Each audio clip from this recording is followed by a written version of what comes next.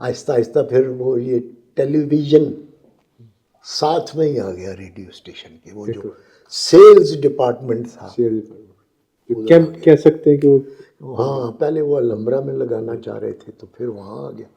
تو جناب وہاں پہ پھر وہ جب ٹی وی وہاں پر آیا تو وہاں ایک انگریزی بچوں کی فلم ڈب ہوتی تھی اردو میں، جسے ایک ایسے باپ کی بیٹی پروڈیوسر ڈبنگ کیا کروایا کرتی تھی.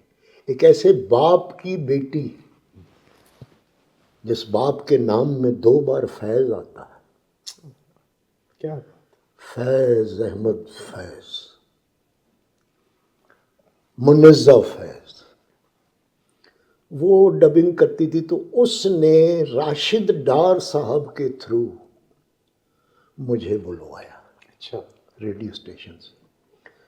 تو وہ مجھے اس نے کہا کہ یہ تو نے ڈبنگ کرنی ہے اس کی. تو وہ میں ڈب کرتا تھا. اچھا کیا بات. میری آمدنی اور بڑھ گئی.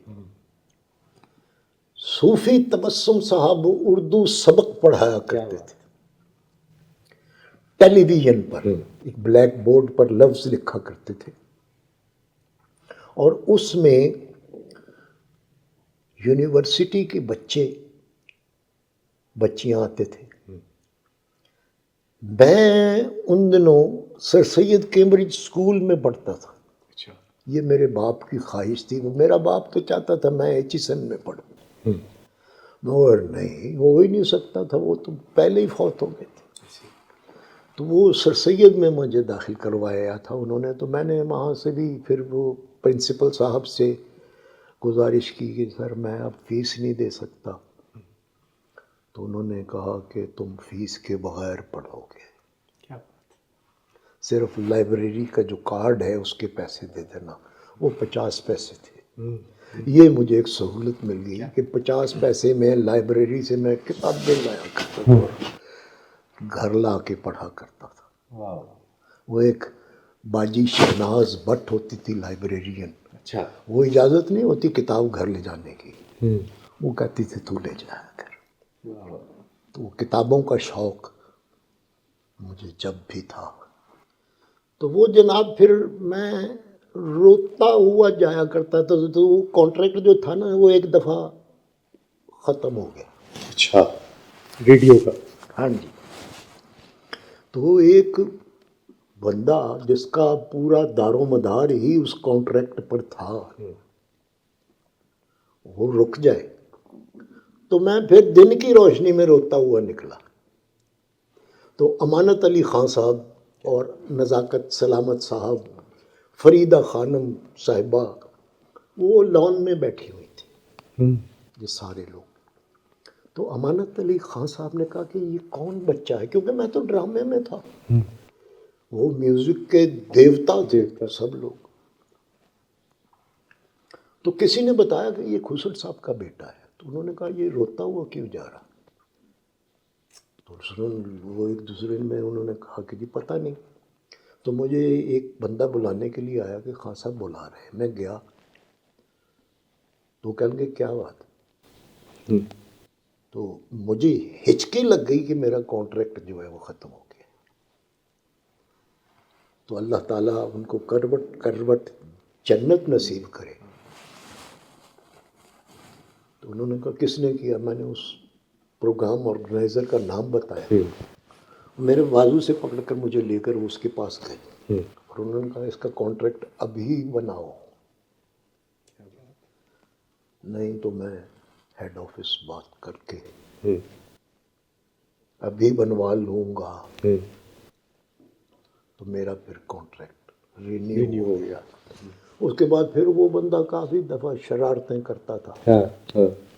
تو پھر سجاد ترمذی صاحب وہ بھی پروگرام آرگنائزر تھے. وہ پھر اسکول براڈ کاسٹ میں مجھے انہوں نے کہا تم ادھر. اچھا تو وہ تو میں مجبوراً وہ اسکول براڈ کاسٹ میں بھی چلا جاتا تھا. اندر تو ڈرامہ تھا اور ڈرامہ میرے ساتھ ہو بھی رہا تھا.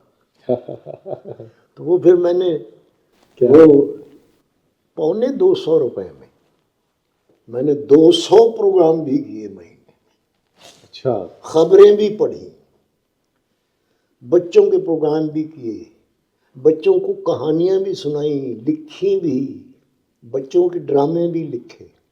یہ سب کچھ ایکسیس اس لیے کیا کہ میں کچھ اس دن کا انتظار کر رہا تھا جو میرا تھا.